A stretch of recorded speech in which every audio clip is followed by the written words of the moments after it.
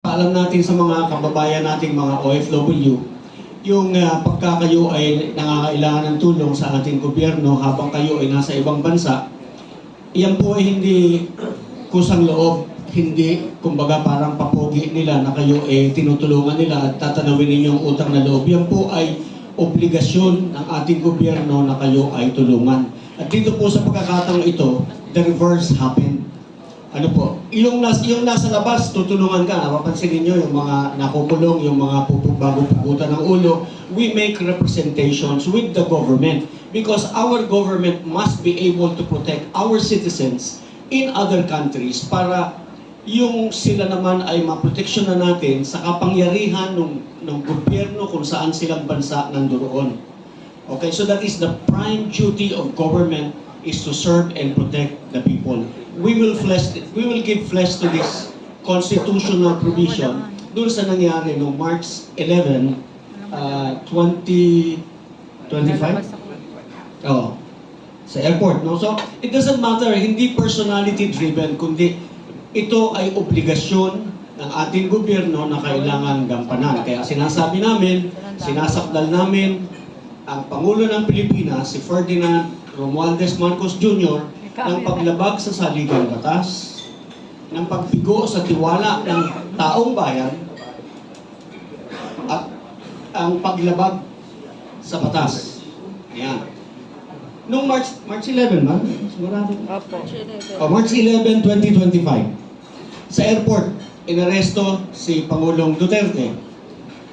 Hindi siya napagbigyan na matulungan ng kanyang abogado. He was denied legal representation. Yung isang abogado nga niya, hinangkap pa, inalis doon. No? So, it's all in the complaint, yung narration of facts. No? But we all witness this, so I don't have to parang sabihin. Ang gusto ko lang klaruhin is, ang sinasabi nila, ang basihan nila sa pag-aresto is yung sinasabi nilang ICC warrant of arrest. Okay. Under the law, a foreign judgment is a piece of paper, nothing more than just a piece of paper. Pwede ba sabihin pag gano'n? Nakamay ka. Pwede nga.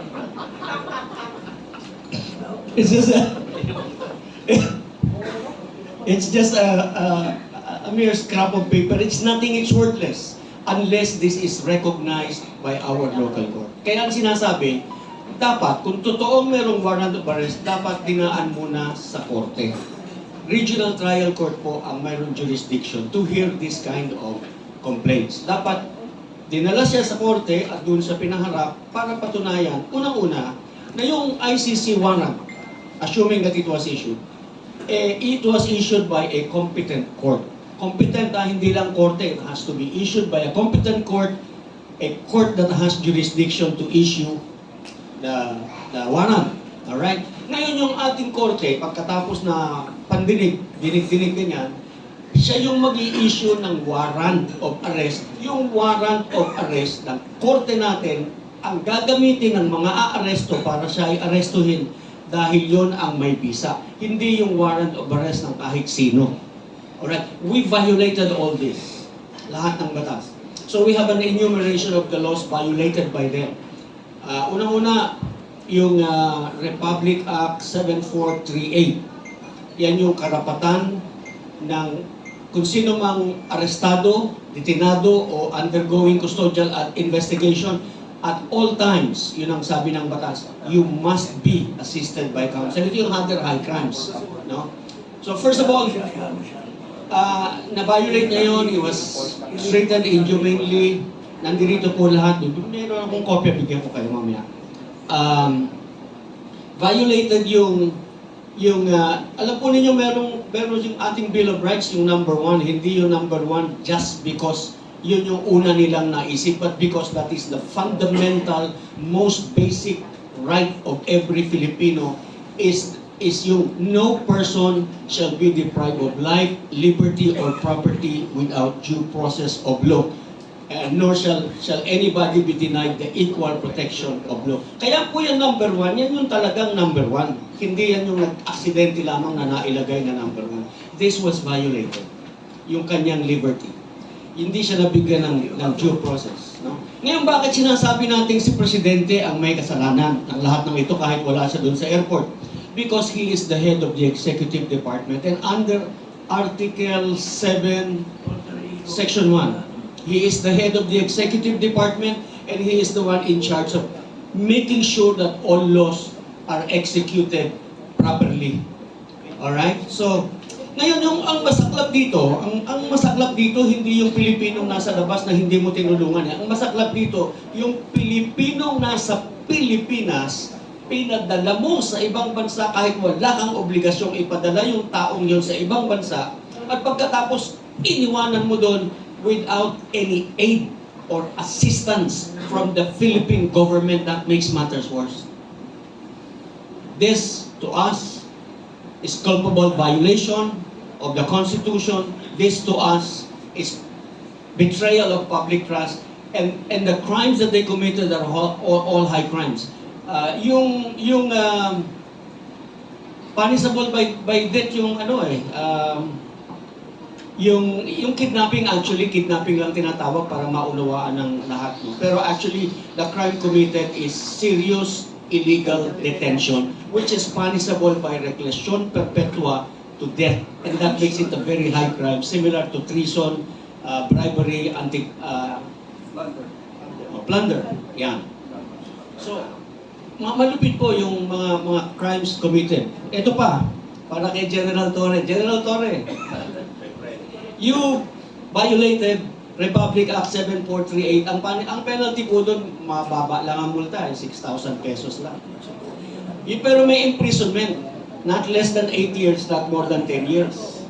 Pero ang pinakamaganda po, merong naka-attach na penalty na perpetual absolute disqualification from holding public office. In other words, once you are convicted, wala ka na pong retirement pay. Salamat po. Thank you, General Garcia. Kong G, would you like to add? Sige, Atty. Manny muna. Ang matindi doon is lahat itong gumagalaw. Gilbert, John B. Cremulya, Anyo, Ibo, Binisto, lahat sila ni John B. Cremulya, that they planned it. So it's a conspiracy to put Duterte under rendition. And the fact is, they have lied. They have lied to the public. Sinasabi ni Marcos, meron na tayong Interpol. Pero wala naman pala, red notice. Wala naman pala red notice. Kasi daw, the red notice, we are now obligated to the Interpol. Pero he disregarded what he has been saying, that the ICC has no jurisdiction. The ICC has no sovereignty over our country. The ICC has no jurisdiction. So he contradicted that, which he has been pronouncing for so long, by just a mere, we cannot refuse the Interpol, we are... So, tapos hindi naman pala red notice, kundi diffusion lang. Wala nga eh. It's not even approved by the head of the Interpol, yung ginawa nila. So, all this, mananagot si Marcos Jr. dito sa lahat ng mga kabulas-pugan na ginagawa niya. Okay. Dagdagan ko lang. Walang jurisdiction yung ICC. You know why? Because March 17, 2018, March 17, 2018, nag-withdraw na tayo ng ating membership sa ICC. So yung residual 1 year nila is March 16, 2019. So up to that time, wala nang jurisdiction ang ICC sa atin. We have evidence to prove that the first time the ICC investigators came to the Philippines was in 2022. And we have evidence... 22? 22, 23. 23 yata. 2023. 23. And we have evidence kung sino ang nagbigay ng suporta. Should we say it here? Anyway, it's in the complaint, you know. Supported by no less than the Speaker, former Speaker Martin Romualdez, Saldico. Andiyan naman si Saldi. Pwede niyang aminin o hindi. Sa kanya yun. And Sunny Trillanes. Thank you, General Garcia. Attorney Manny, would you like to add? Under ground number 6 of our impeachment complaint of the people of the Philippines, I'd like to state the respondent Ferdinand R. Marcos Jr. culpably violated Section 2, Section 1, and Section 6, Article 3, the Bill of Rights, respectively, of the Constitution, in causing the arrest, detention, and rendition of former President Rodrigo Roa Duterte to the International Criminal Court in The Hague, Netherlands.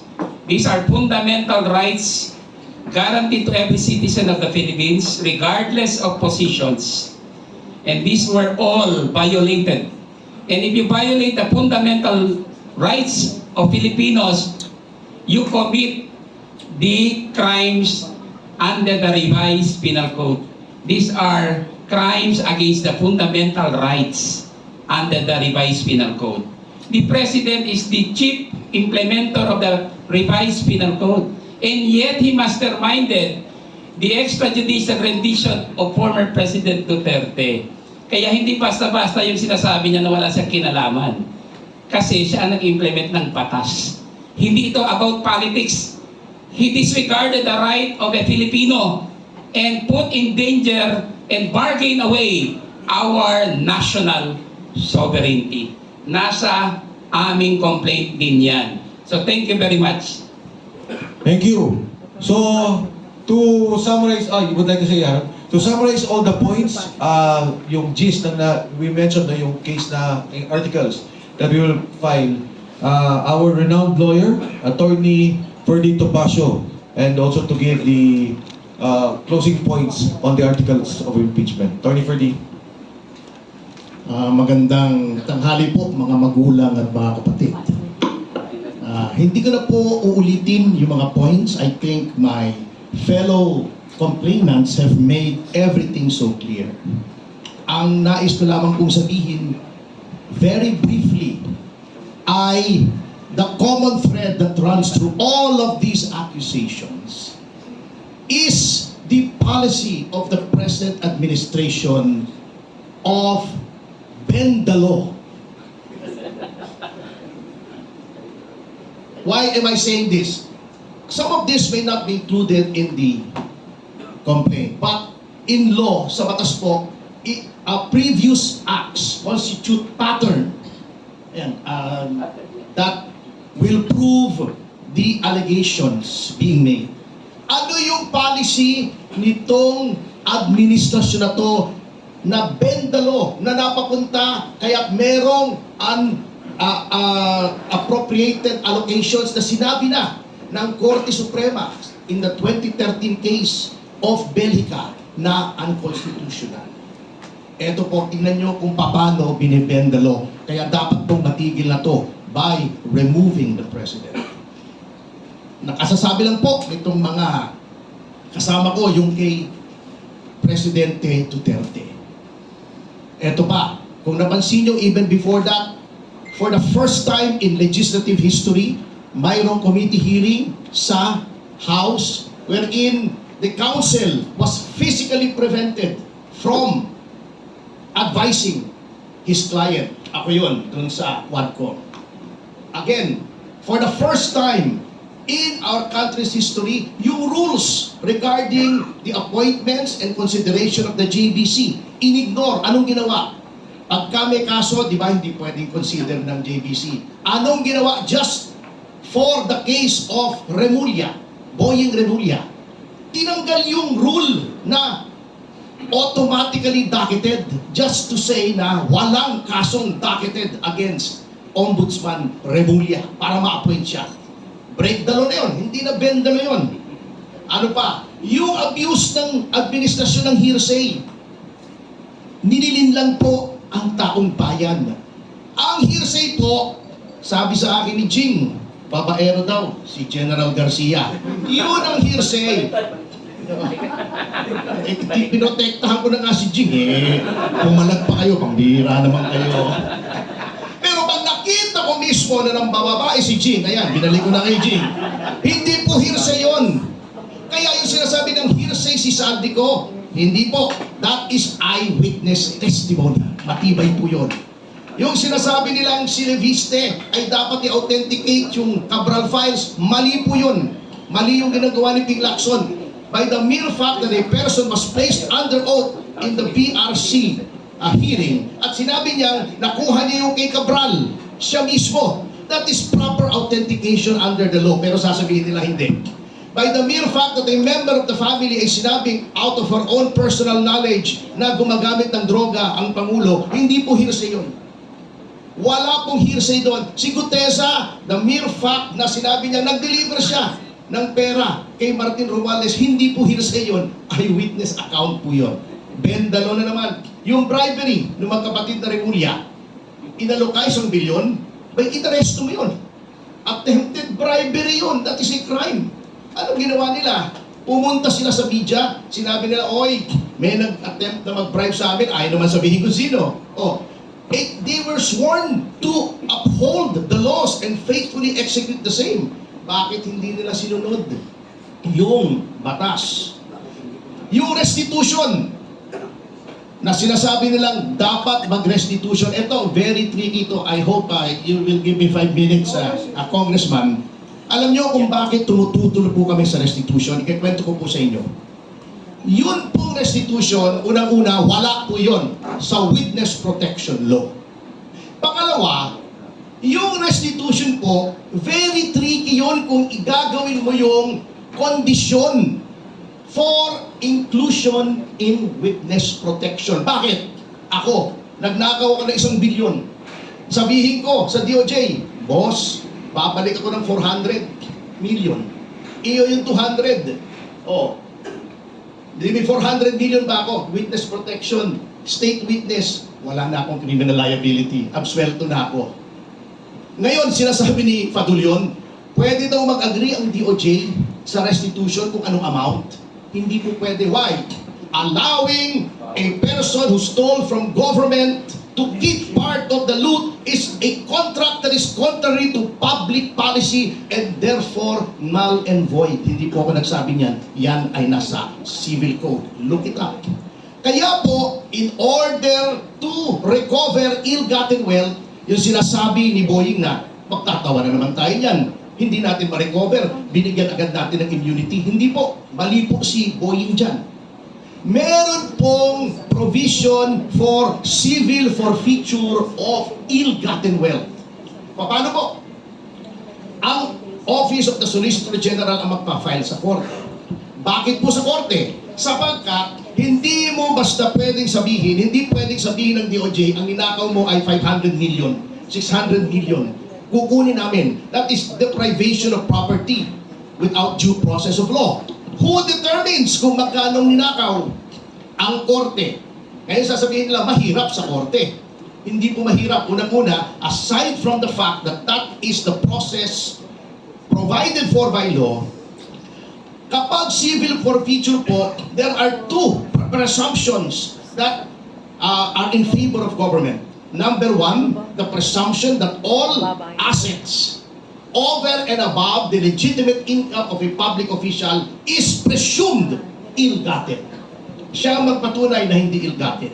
Number 2, since it is a civil suit, it is civil in nature. Preponderance of evidence lamang ang kailangan. Hindi proof beyond reasonable doubt. Kahit maabsuelto yung tao, pwede pa rin kunin. Because it proceeds independently of any criminal action or graft, plunder, malversation, etc.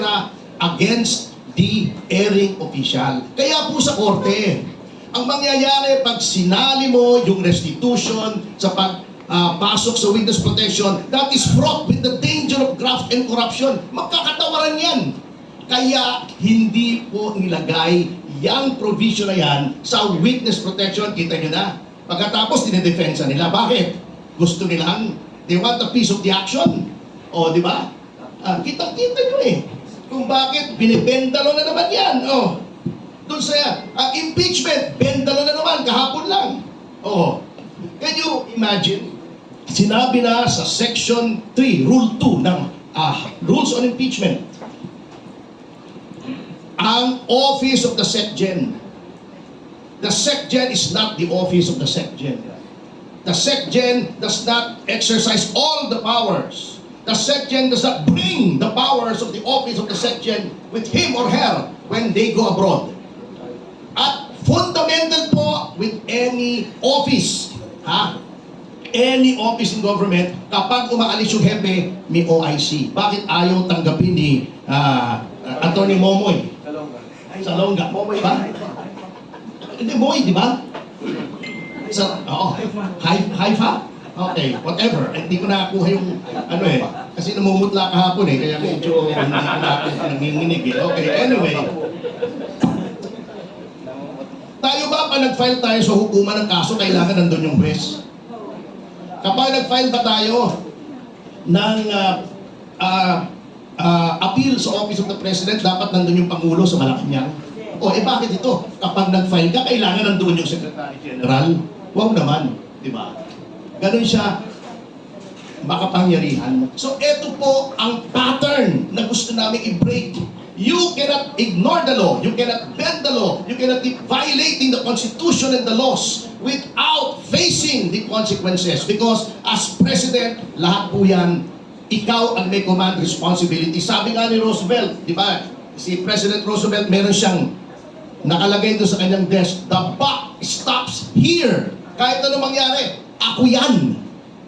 Kung may credit, siya yun. Kung may kasalanan, siya rin yun because he's the head of the executive department. And when he made an oath nung siya'y nahalal, sinabi niya, he made a solemn oath that it will be his duty to protect the Constitution and faithfully execute all laws. Kaya po meron ito na petition ito because hindi niya ina-execute ang law, ina-execute niya ang lahat ng tao na sumusunod sa batas. He is not only bending the law, he is breaking the law.